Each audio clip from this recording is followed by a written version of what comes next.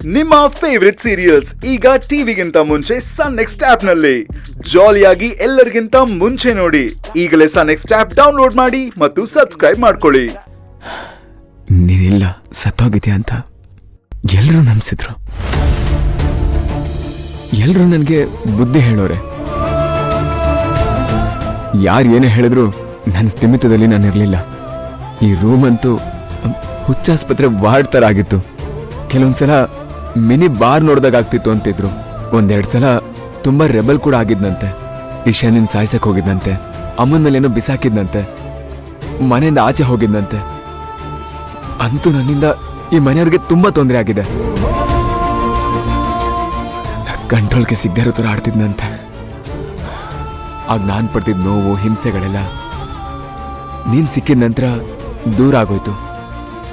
ನೀನ್ ನೋಡಿದ ಒಂದೇ ಒಂದು ಕ್ಷಣ ಭವಾನಿ, ಒಂದೇ ಒಂದು ಕ್ಷಣ ಈ ಅಥರ್ವನ್ ಮೆದುಳು ಮತ್ತೆ ಮೊದಲಿನ ತರ ಆಗೋಕ್ ಶುರುವಾಯ್ತು.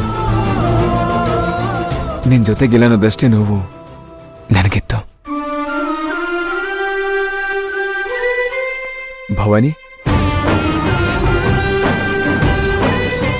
ಭವಾನಿ, ಹಾ ತರ್ವಾ. ಭವಾನಿ, ನಾನು ಅವಾಗಿಂದ ಮಾತಾಡ್ತಾನೆ ಇದ್ದೀನಿ. ನೀನ್ ನಿನ್ಪಾಡಿಗೆ ಯೋಚನೆ ಮಾಡ್ತಾ ಇದೆಯಲ್ಲ, ಏನಾಯ್ತು? ಅದು ಏನಿಲ್ಲ ಅಥರ್ವಾ. ಸುಳ್ಳು ಹೇಳ್ಬೇಡ.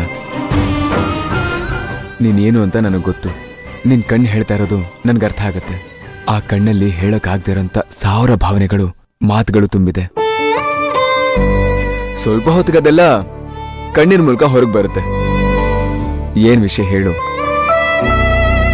ನನ್ನ ಹತ್ರ ಹೇಳೋಕೆ ಇಷ್ಟೊಂದು ಮುಜುಗರ ಯಾಕೆ ನಿನ್ಗೆ? ಅದು ಹಾಗಲ್ಲ ಅಥರ್ವಾ.